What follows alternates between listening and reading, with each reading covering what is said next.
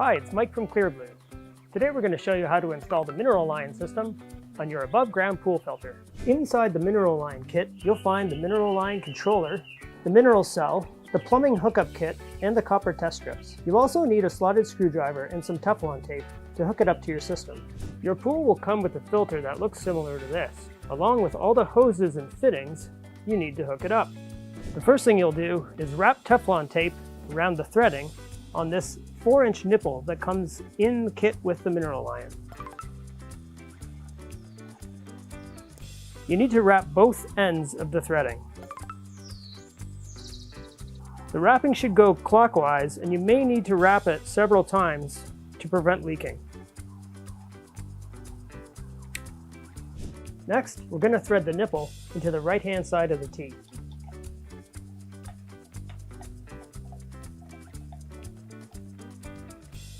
Just screw it in until it's hand tight.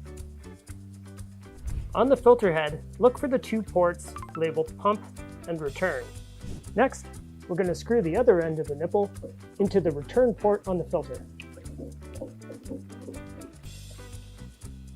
Again, just until it's hand tight. Next, take the mineral cell and we're going to screw it into the bottom of the T. The mineral cell has an O-ring, so you don't need any Teflon tape. Again, you can just screw it in until it's hand tight. The bars should be oriented such that the water flows between them to make sure the two bars wear evenly. Next, grab the controller, and we're going to plug the mineral cell into the receptacle at the bottom.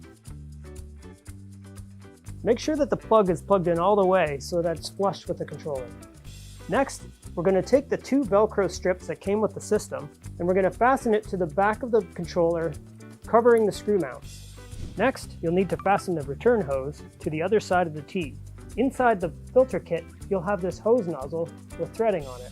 That threads into the other side of the T. Again, you want to put Teflon tape over top of the threads to prevent it from leaking. Just screw it in until it's hand tight. Then, take one of the longer hoses, put the hose clamp over it, and then just push it onto the nozzle. Push it on as far as you can, and then you just need to tighten down the hose clamp by hand, and then finish it off with the screwdriver.